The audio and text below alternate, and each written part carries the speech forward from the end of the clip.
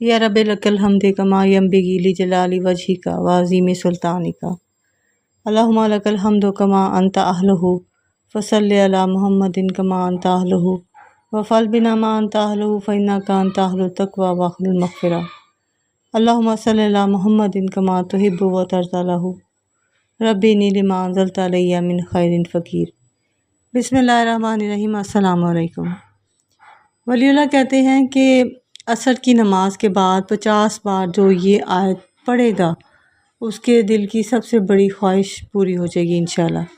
कुरान की एक ऐसी आयत जो बंदा इस आयत को पढ़ता है तो उसी का जवाब आता है तुम्हारी हाजत कबूल हुई और पूरी कर दी गई। मुख्तसर तौर पर ये कि आप अगर असर की नमाज के बाद ये 50 बार आयत पढ़ते हैं तो जाए नमाज पर से उठने से पहले पहले अल्लाह ताला उसकी हाजत पूरी कर देगा इंशाल्लाह ताला। जिनका ये कुरान ये वो यानी कि कुरान में ये वो इसमें आज़म वाली आयत है जिसको पढ़ते ही दुआ सीधी अर्श पर पहुंचती है और वो दुआ कबूल और मंजूर होकर उतरती है।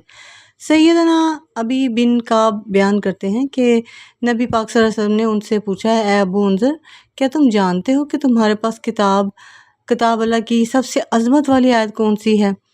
कहते हैं मैंने जवाब दिया, अल्लाह और उसका रसूल ही ज़्यादा जानते हैं।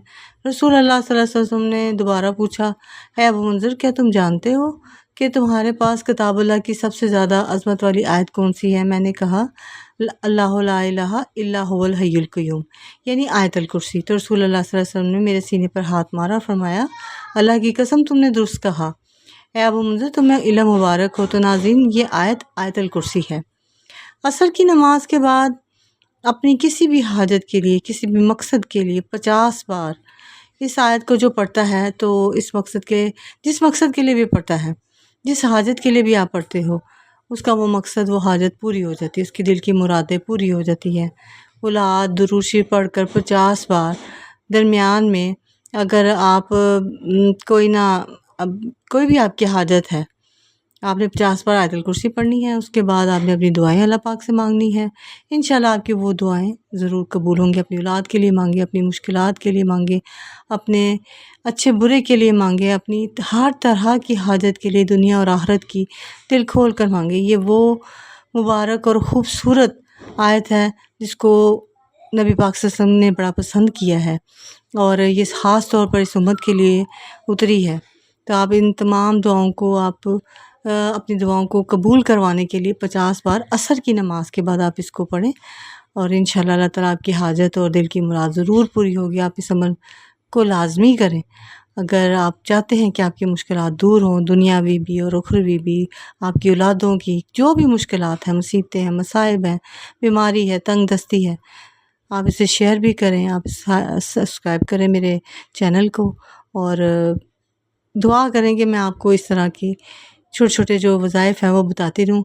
आपने पढ़ना कितनी बार है अभी ये मैं अब अगर आपको बताऊँ तो आपने असर की नमाज के बाद इसको 50 बार तो पढ़ना है, लेकिन आपने कोशिश करनी है कि आपने मुसलसल इसको 7 दिन करना है और फिर 7 दिन के बाद छोड़ देनी है। इंशाल्लाह मेरी उम्मीद तो यही है अल्लाह ताला के यहाँ भी कि ना आपकी तमाम आसें, मुरादें, उम्मीदें 7 दिन में अल्लाह ताला पूरी कर देगा। तो आपने इसकी आपको इजाज़त है, 7 दिन आपने पढ़नी है, 50 बार पढ़नी है और असर की नमाज के बाद पढ़नी है। ये अमल है, आप ज़रूर करें और अल्लाह ताला आपको अपनी ज़ुबान में रखे। मेरे लिए भी जज़ा की राहें खोले और आपके लिए भी खोले। जज़ाकल्लाह खैर।